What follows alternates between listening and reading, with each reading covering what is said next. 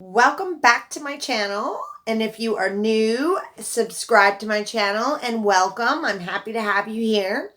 And we're going to switch it up a little bit right now for this video because after 5 chapters of that book, Letters from Christopher, it gets really depressing because, you know, these are their lives and this really happened and it's just, so you get consumed with it because you have so many questions and they're unanswered and you've been on an emotional roller coaster with it. And so we're going to switch it up and we are going to talk about a survivor story of Payton Leutner. And I just watched the special and took notes and I wanted to share what I watched with you guys. So I had heard about this story, but I never really got any details.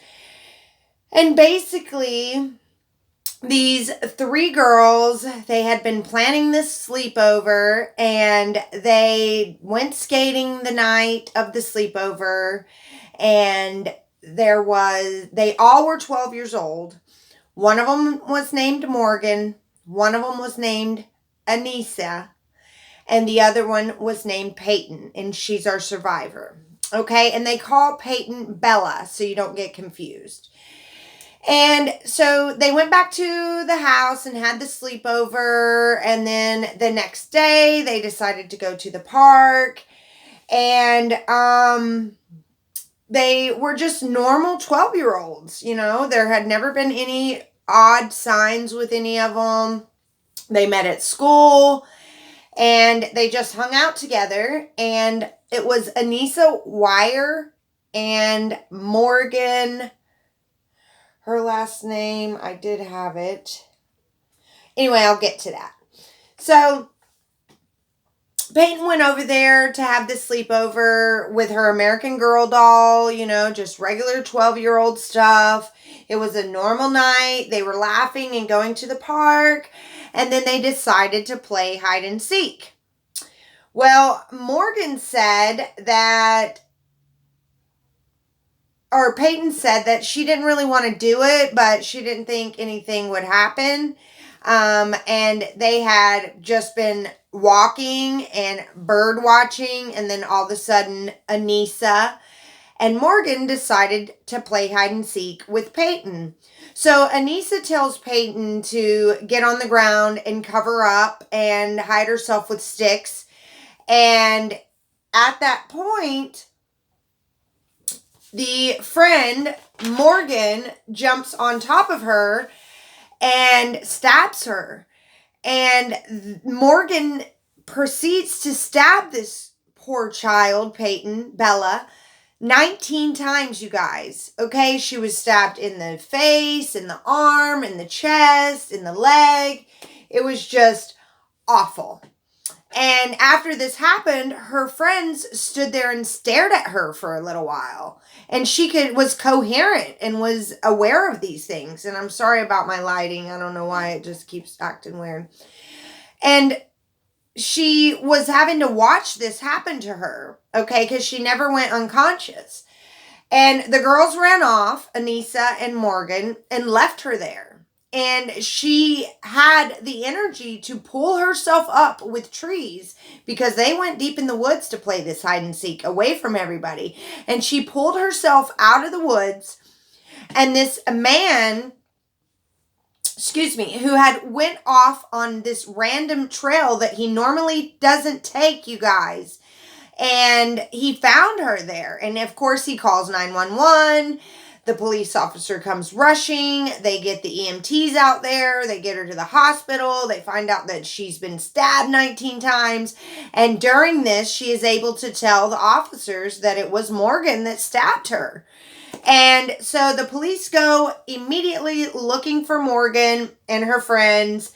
And they go to both parents' house and they can't find the girls.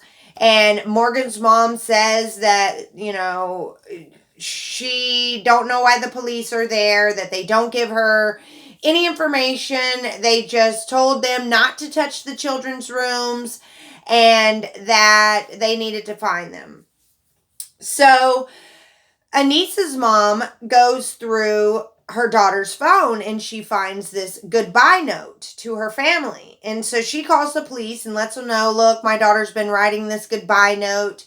And so the police finally find the girls on the side of the highway. They had walked 5 hours away from the crime scene. And they were just sitting there in their bloody clothes. And so they take them both back into the interrogation at the police station. And in the state of Wisconsin, I believe, where this happened, you do not have to have a parent present for a minor to be interrogated. And so they signed over their rights to be silent. The girls did, these 12-year-old girls. And they proceeded to interrogate them in the interrogation room without their parents, and their parents still don't know what had happened. Their parents just know that they went on a sleepover and they were missing for a little while. So they said that this Peyton, bless her soul, was stabbed 5 times in the arm and 7 times in the leg and 19 times total. And one of them were in the chest, and it was only 1 millimeter from puncturing the wall of her artery, is what the surgeon said. So this child is a walking miracle. If it would have went 1 millimeter more, she would not be alive today. So,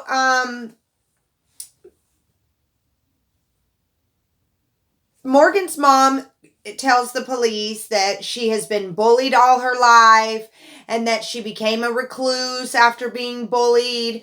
And Anissa's mom says that she loved to do choir and or chorus, and that she loved singing, and that she didn't make friends very easily. And so the cops brought them in, of course, like I said, and they just seemed like these calm and meek 12-year-olds. It was just like not normal to the police. And so they put them in separate interrogation rooms, and they took pictures of the blood on their shirts and stuff. And then Morgan just seemed super relaxed. And even though she was covered in blood, she asked if her friend Bella was dead. That was like one of the first things she asked the police, if her friend Peyton, which is Bella, was dead. And the police said, no, she's in the hospital. And she was just very nonchalant, and they read them their Miranda rights.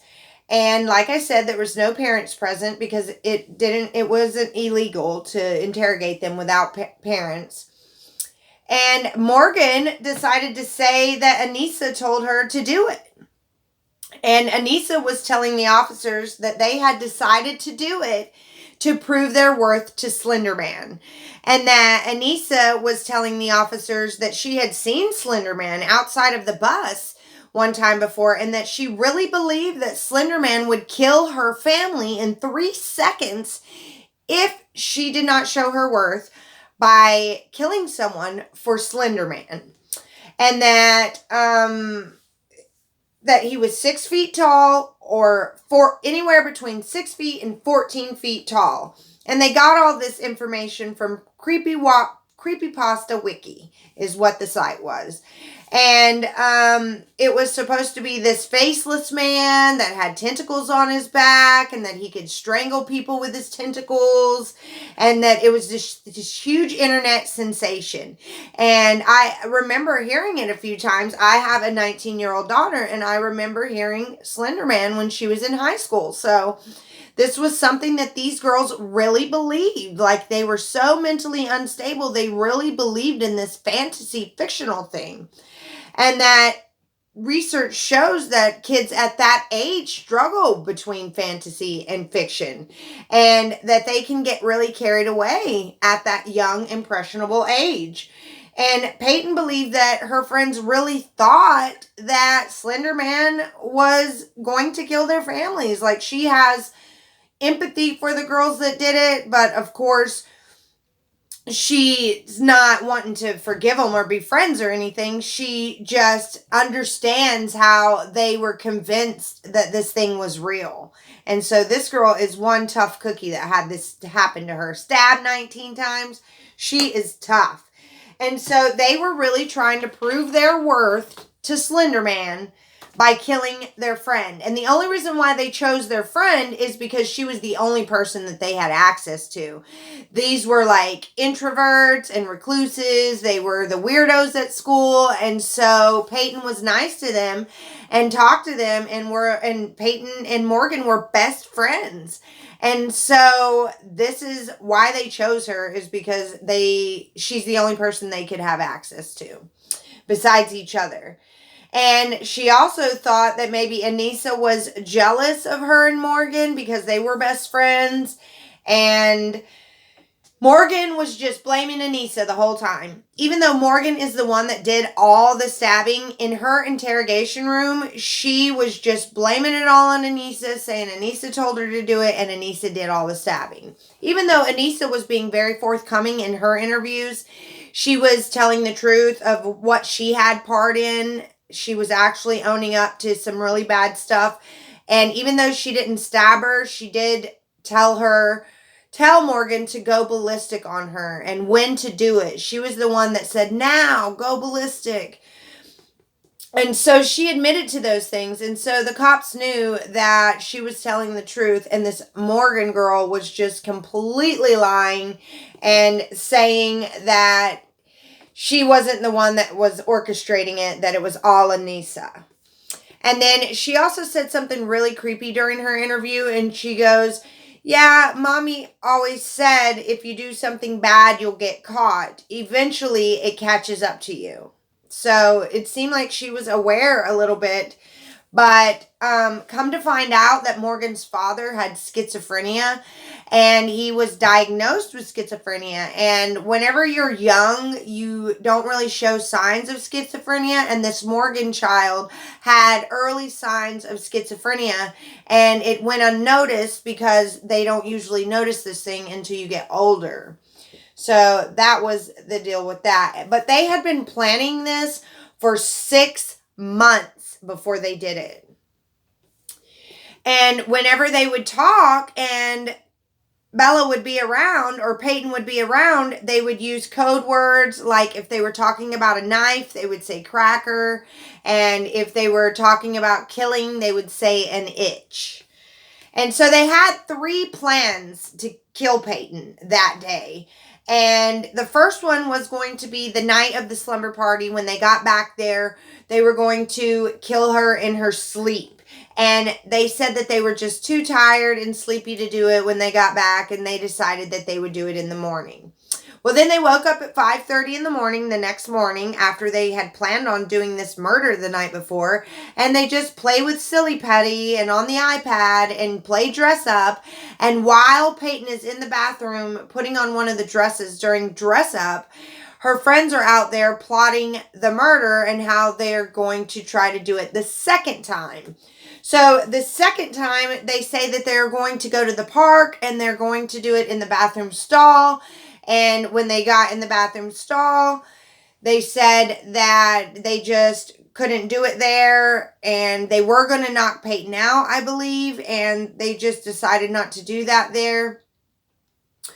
And so their third try is when they really did it. And they got her to do the hide and seek in the woods. And I already told you what happened at the beginning of the video. So Morgan said that Anissa said that her and Morgan traded back and forth the knife. But eventually Morgan decided that she was going to do it. But Anissa had to say now.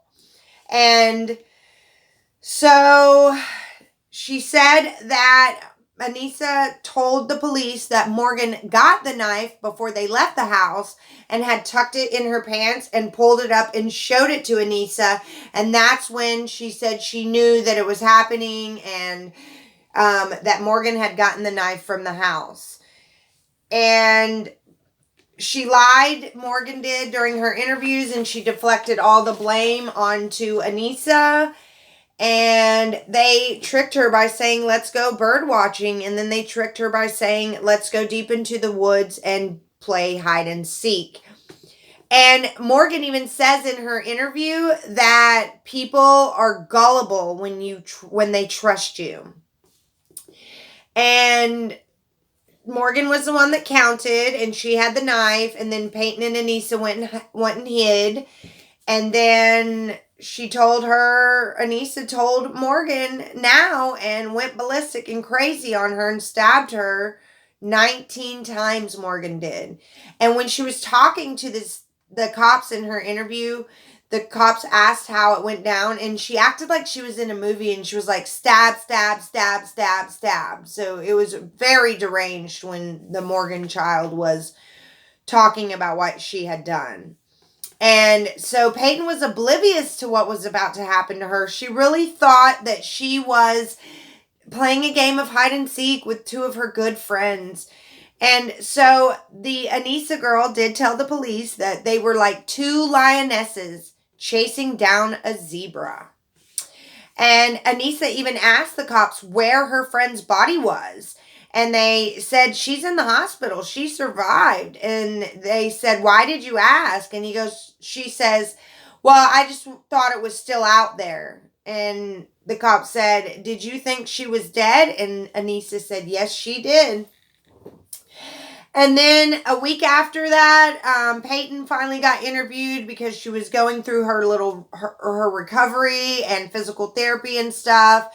And the cops said that she was very quiet. They had to turn up the microphone to even be able to lift her voice. And that the girls, whenever they had done that to her, right before Morgan jumped on top of her, she said, don't be afraid, I'm only a little kitty, and jumped on top of her and stabbed her. And so Morgan tried to say that they both stabbed her, but that's not true. That didn't happen. But it's really weird that the girls stood there and stared at her. Could you imagine what was going through her mind? And then they said that they would go get her help. They told her to just lay down and rest so she doesn't lose too much blood. And I forgot to tell you earlier, I hate to jump back, but the reason why they wanted to do it in the bathroom at the park is because they said there was a drain in the bathroom concrete floor for the blood. That's how meticulous these girls were. And so they told her to lay down and she would lose blood slower, and they were going to get her help. But really, they just ran away for 5 hours and thought the whole time she was bleeding out the whole 5 hours. And she told them, the victim said that she couldn't breathe or walk or see, and they still didn't care. They just left. But that bad, tiny little girl, she pulled herself up on her just sheer will to live and walked herself out of those woods is what she did. You go, girl. And she said that when Anissa finally saw her mom, when she came to the police station where she was being interrogated, she was terrified. And Morgan and her were supposed to be charged as adults. And so in Morgan's interrogation video, you could see her when the cops left the room. She was dancing around and just acting very odd. And she said that she felt nothing when she did it and that she felt no remorse. And she said that she had wanted to hurt people before, but it was people that she felt deserved it, that had done bad things to her. And they found all kinds of crazy writings in her room saying that she wanted to die. And they got charged with first-degree intentional homicide and were going to adult court. And Anissa had said that her bad side wanted Peyton to die, but her good side wanted her to live. And they did find some crazy Slenderman paraphernalia in Morgan's locker. They did find one Slenderman picture in Anissa's locker. And they went through their rooms, and in Morgan's drawers and her closet, she had mutilated dolls and lots of writings and stuff that were red flags. The dolls had their hands chopped off and were like cut into pieces. And so it was very, very odd. And it was a telltale sign and a red flag. Clues all over if they would have just opened those drawers and checked that closet. But the parents said that they didn't. They had no clue what was in that room. And so they went through their computers where they had talked about the murders, and they had told each other to clear their history, where they were looking up things like how to get away with murder and how insane am I. That was on their search history on their computers. And they had checked out books on crime scene and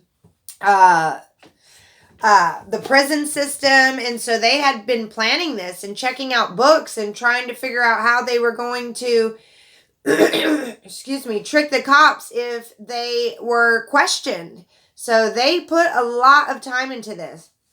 And Anissa actually took responsibility. You can see it in her interviews. I guarantee YouTube has their interviews out there. But I don't know what the links are.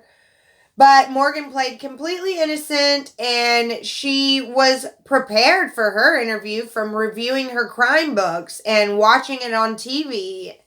So, I'm so sorry, excuse me. We drink sweet tea in North Carolina. So she played completely innocent. And Peyton wasn't shocked. Like I said, she knew her friends were way into Slenderman. She wasn't into it, but she knew it was all that this girl had been talking about for a long time. And then I told you that Morgan's dad was schizophrenic. And so now these girls did not get charged as an adult. They did not go to adult court. They did end up signing plea deals and making plea agreements, both of them, and they ended up going to a mental institution. Now, Morgan was sentenced to the mental institution for 40 years, and Anissa was sentenced to the mental institution for 25 years. And so they haven't been outside. They don't really get any kind of parental contact whenever they visit. It's just like through a phone or a glass. They don't get to touch their parent or anything like that. And when Morgan saw her mom for the first time in one of her first visits, her mom says that she asked her what she was doing there. So she didn't even feel like she was worthy of her mom's visit. And right before Morgan went to court, she was diagnosed with early onset schizophrenia. And they say, her lawyers, that voices were guiding her to kill her friend. And that it was the voices in her head and that it wasn't Morgan. And it's very hard to identify in someone that is 12. So they said that Morgan spoke to fictional characters, and the reason why that she never decided to go on medicine before, when she was younger and before this happened, is that she was afraid that the medicine was going to make her lose her fictional friends like Spock and Slenderman and all these different people that she actually had conversations with. They said that in the summer of 2015, and they were tried as adults, but they pled not guilty of recent insanity, and I already told you what they got. Now it's 2017 when this happened, and the girls are grown. This happened in 2014, so 3 years later from 12, so now they're 15. They look like young women. And so they both pled guilty for insanity, and they went on trial for their punishment. And they did say that Anissa was mentally unstable, and they diagnosed Anissa after they evaluated her with shared psychotic disorder. And she was diagnosed with this by 3 different experts. So she shared this psychosis of her friend, and had she never met her friend, then this wouldn't have came out in her. And that there's very few cases of this ever, and that an adult could never get away with this. But since she was so young and impressionable, and her mind couldn't distinguish between fantasy and fiction, that she did fit the criteria by 3 different experts that she had this shared psychotic disorder. So then they said that, this caused her to share her friend's delusions. And she honestly felt that her family could be killed in 3 seconds by Slenderman. And so that's why she did what she did. There are no excuses, though. I'm just giving you what I watched on the episode and what they gave me on ABC. So the prosecutor said that she was just an evil 12-year-old. But Anissa's verdict was not guilty by mental defect. And then she was sent to the mental institution instead of prison. And adults never get off saying they did not know right from wrong. But basically, she got off not knowing right from wrong because of this disorder, this shared psychotic disorder. And she got 25 years in the mental institution, as I told you. Her mom fears that she won't be able to integrate into society when she comes out. And she is not eligible to get out. When you go to a mental institution, every 6 months, your family can petition you to get out. So they are getting ready to petition for Morgan to get out. And they're saying that the only reason why she did this is because she had an undiagnosed disorder. That she, because of her psychosis, or her schizophrenia, I'm so sorry, because of her schizophrenia going undiagnosed, that this is why she did it, and that she will never do this again because she's under treatment and being cared for, and that her lawyers are saying that she should be let out. And they can petition every 6 months for her to get out until she does. I don't know why, but Anissa can't get out until 2020. So next year, her lawyers or family can start petitioning the mental institution to let them out. And so, but her mom feels like she won't be able to integrate back into society after being there so long.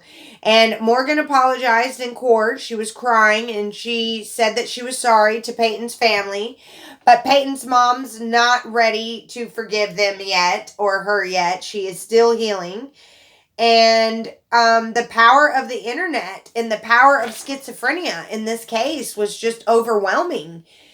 And the victim slept in her parents' bed after this happened to her, and still to this day sleeps with a pair of broken scissors under her pillow. I feel so bad for her. Bless her heart.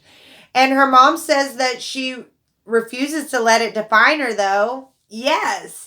And she's got them scissors under her pillow, but she refuses to let it define her.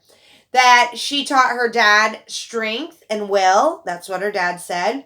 And the officer that saved her is actually her resource officer now that she's in her senior year of high school. This 12-year-old survived. She's thriving. And the other girls are at the Winnebago Mental Health Institute. And let's see. What was, and basically I'm just going to end the video by saying, watch what your kids are watching on the internet. And if you want to be a cool parent, and I'm not here to tell you what to do with your kids. If you want to be a cool parent and let them watch what you want, you need to be there to help them process what they see. You need to at least be aware of what they're watching so you can help them deal with it if they don't understand it. I literally have a frog in my throat. And I've never felt that. Now I know why people say that. And that Peyton, the victim in all of this, she is amazing because the interviewer asked Peyton if you could say one thing to Morgan right now, because this used to be her best friend that stabbed her 19 times. He said, if you could say one thing to Morgan right now, what would it be? And she said, thank you. She said, thank you, because she has her life now.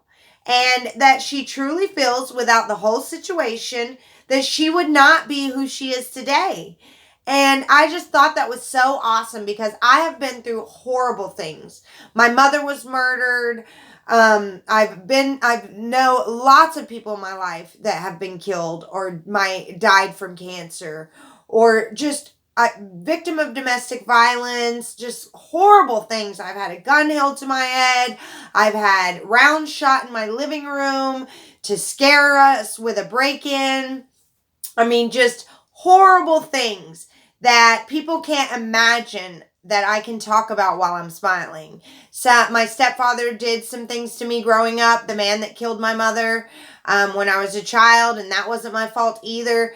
And I'm a survivor, you guys. I am who I am today because of all those things happened to me. I know it's horrible and it's hard to fathom that people are grateful for tragedy or trauma, but you become a survivor and you just can't imagine things any differently because you love who you are. You love who you became and you see how far you've came.